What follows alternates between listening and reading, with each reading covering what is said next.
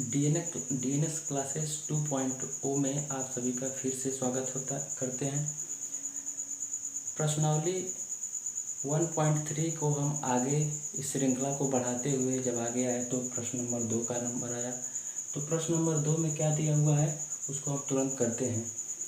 दिया है कि आप जानते हैं कि 1/7 बराबर 0 इतना बार दिया हुआ है। वास्तव में लंबा भाग दिए बगैर क्या आप बता सकते हैं कि 2/7, 3/7 और इतने के दशमलव प्रसार क्या होगा। तो बिना देरी किए इस सवाल को हम साधारण तरीके से कैसे हल करते हैं। सबसे पहले इनको क्या कह रहा है कि आप बिना लंबा गुणा किए आप कैसे इसको दशमलव में चेंज कर सकते हैं। तो देखिए पहले को लेते हैं, क्या है 2/7। इसको हम और क्या लिख सकते हैं, इसको लिख सकते हैं कि 2 गुणे 1/7 लिख सकते हैं। ठीक है, क्योंकि प्रश्न में हमारा 1/7 का मान इतना दिया हुआ है तो इसके जगह पे हम इसको रख लेते हैं। ठीक है, तो जो हम आगे बढ़े इसको क्या किए 2 गुणे 0.142857 इसके ऊपर क्या है बार लगा दी। अब सीधे क्या करेंगे, इसका गुणा इसके साथ कर देंगे तो क्या हो जाएगा 2 7 14 का 4 हासिल 1, 2 5 10 1 11, 2 8 16 1 17, 2 दूना 4 1 5, 2 चौको 8 और 2 एकम 2। यहाँ दशमलव लगा दिए। ये हो गया इसका आंसर और इस पर क्या करेंगे बार को लगा देंगे। इसी प्रकार अब इसको हल करना है तो क्या करेंगे 3/7 करेंगे, 3 को गुणा में ले लेंगे 1/7 इसको हम कर सकते हैं।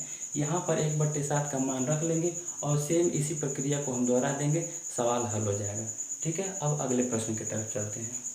क्या है, निम्नलिखित को P/Q के रूप में व्यक्त कीजिए जहाँ P और Q क्या है पूर्णांक है। ठीक है, इस सवाल को कैसे सॉल्व करते हैं आइए देखते हैं। यहाँ पर सवाल नंबर पहला क्या दिया है 0.6 पर ये बार है, इसको क्या बोलते हैं बार है। इसको हम कैसे हल करते हैं, सीधे हम इसको क्या करेंगे 6 जितने के ऊपर बार लगा है उतना 9 नीचे बढ़ा देंगे। ठीक है, सवाल हमारा हल हो गया। P/Q के फॉर्म में ही हो गया। चाहे तो इसको छोटा कर सकते हैं, 3 से काटेंगे 3 दूना 6 हो जाएगा, 3 3 के 9 यानी 2/3 हमारा क्या हो जाएगा आंसर हो जाएगा। ठीक है, सवाल नंबर 2 पर आए, इसको क्या किए अब इस पर ध्यान दीजिएगा। बार इस पर किस पर है, केवल 7 के ऊपर बार है, 4 के ऊपर बार नहीं है। इसको कैसे करते हैं, इसको कैसे लिखेंगे ऐसे ही 47 लिखेंगे। जितने पर बार नहीं है उसको इसमें से घटा देंगे। तो 4 पर बार नहीं है तो 4 को इसमें से घटा दिए। नीचे क्या हो जाएगा, जितने के ऊपर बार है उतना 9 नीचे हो जाएगा, जितने के ऊपर बार नहीं है उतना 0 नीचे बढ़ा देते हैं। एक अंक के बाद बार, एक अंक के ऊपर बार नहीं है तो 1 0 बढ़ा देंगे। अब इसको हल कर लेंगे, कितना हो जाएगा 43 हो जाएगा बाई 90 हो जाएगा। इसको काट के छोटा अगर होने वाला रहेगा तो कर लेंगे, नहीं तो यही आंसर हो जाएगा। क्वेश्चन नंबर 3 पर जब हम आए तो यहाँ क्या लिखा हो 0.001 तीनों पर इस पर बार दिया हुआ है। इसको कैसे करेंगे 0.01 बटे कितने अंक पर बार है 3 अंक पर, तो ये कितना 9 हो जाएगा, 3 9 हो जाएंगे। ऊपर 1 के इधर 0 का कोई मतलब नहीं होता है तो इसको हटा देंगे हम और हमारा फाइनली आंसर क्या हो जाएगा 1/999 हमारा आंसर हो जाएगा। ठीक है, तो ये रहा इस क्वेश्चन नंबर 2 का सवाल। ये है हमारा अगला सवाल।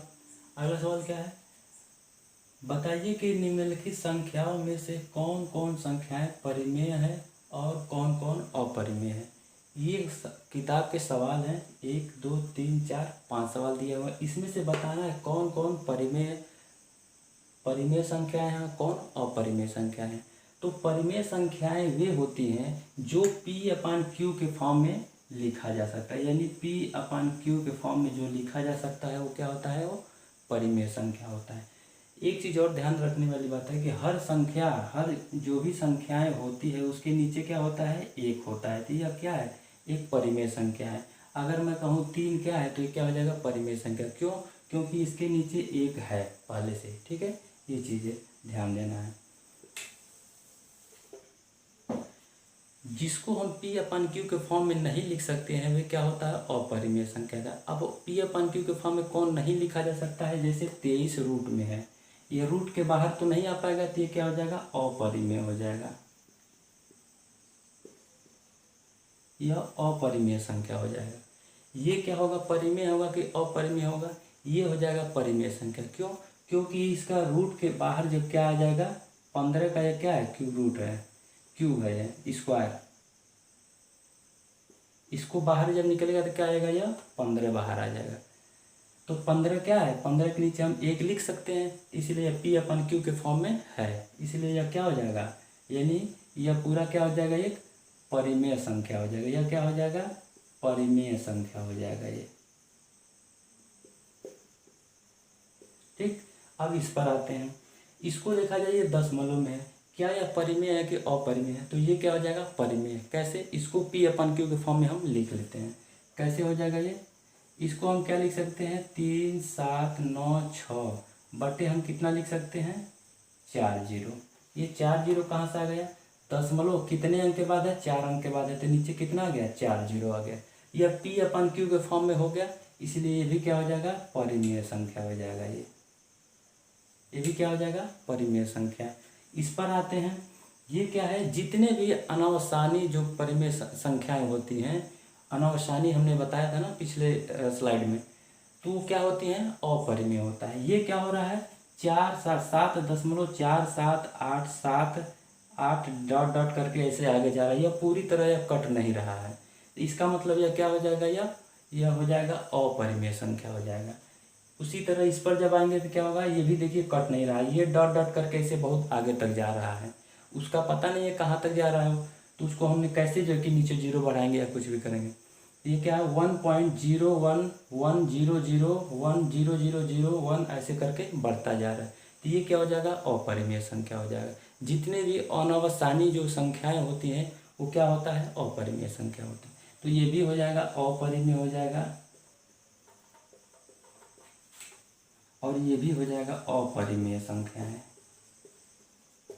ठीक है, तो ये रहा प्रश्न नंबर 9, और इस प्रकार यह चैप्टर समाप्त होता है। अब आगे जो अच्छे अच्छे सवाल हैं चैप्टर वाइज उसको हम करा देंगे। ठीक है, बाकी आप लोग जो है कि इसको कंप्लीट कर सकते हैं, जो भी हमने करा दिया हो। ठीक है, तो चैनल अगर आपको अच्छा है तो लग रहा है तो इसको लाइक करें, सब्सक्राइब करें, इसको बहुत सारा प्यार दें, ताकि मैं मोटिवेट होकर और मेरा मनोबल बढ़े, ताकि मैं और अच्छे अच्छे वीडियो आप लोगों के समक्ष प्रस्तुत कर सकूं।